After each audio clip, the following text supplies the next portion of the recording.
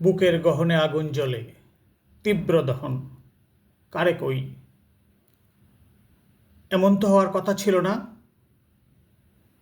৭১ দেশ স্বাধীন হইল, ভাবলাম সুশাসন প্রতিষ্ঠিত হবে, ধনী দরিদ্রের বৈষম্য কমবে, রাইতে নিশ্চিন্তে ঘুমাতে পারবো, আমাদের ছেলেমেয়েরা একটা নিশ্চিত ভবিষ্যৎ পাবে।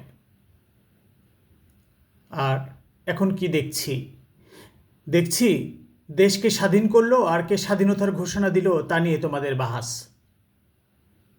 আমরা এইসব বুঝতে চাইও না, বুঝতে যাইও না। আমরা চাই ৩ বেলা খাবার, পরার কাপড় আর নিশ্চিন্ত ঘুম। এর জন্য তো আমরা তোমাদের কাছে ধর্ণা দিয়েছি কখনো? বলো। আমরা আমাদের ভাতের সংস্থান করেছি। তোমরা গণতন্ত্রের কথা বলে ফেনা তুলো মুখে। গণ কারা? আমরা না তোমরা? ধনিক শ্রেণী, রাজনীতিবিদ, আমলা? সংসদে আমরা বসি, আইন আমরা বানাই? আমরা চাইও না। তোমরা আমাদের রাস্তা বন্ধ করে গাড়ি হাঁকাও, আমাদের চলা বন্ধ করে দাও। কেন? নিরাপত্তা? আমরা কি কখনো তোমাদের নিরাপত্তার হুমকি হয়েছি? দুইজন রাষ্ট্রপতি খুন হইল, কারা করল?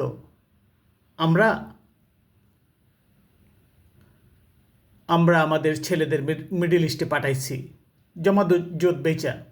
তারা রেমিটেন্স পাঠায়, ১১০ টাকা ইনকাম করে ৯০ টাকা দেশে পাঠায়।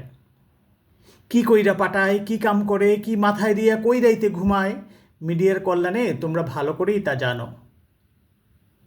এবার কও, তোমাদের ছেলেমেয়েরাও তো বাইরে থাকে, কয় টাকা পাঠাইছে? আল্লাহর কিরা, কও কয় টাকা পাঠাইছে? পাঠায় নাই, বরং নিচ্ছে। বলো, আমরা কই যাই, কার কাছে যাই? কইতে পারি না ভয়ে। যদি ধৈর্য লইয়া যাও, যদি ক্রস ফায়ারে দাও। আমার মেয়েকে গার্মেন্টসে পাঠাইছি, কও কয় টাকা বেতন তারে দাও আর কত টাকা রেমিটেন্স তোমরা আনো? সৌদি আরবের মেয়েরে পাঠাইলাম, গৃহকর্মী। কি হইল শেষে? তার ইজ্জত রইল? তার ইজ্জতের মূল্য কি তোমাদের রাষ্ট্রযন্ত্র দিবে?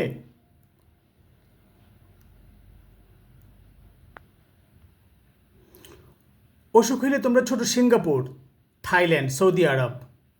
আমরা কই যাই? চিকিৎসা কই আমাদের? কোন হাসপাতালে? ১৮ কোটি লোকের জন্য কয়টা বেড তোমরা রাখছো? মনে করো আমরা ভোদাই জনগণ, আমরা কিছুই বুঝি না? আমরা সব বুঝি, কিছুই কই না।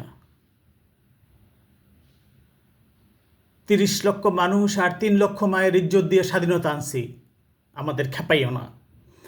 খেইপা গেলে কি হয়? ৫২, ৬৯ আর ৭১ পাকিস্তানিরা দেখছে, আর তোমরাও দেখছো ৯০-এ।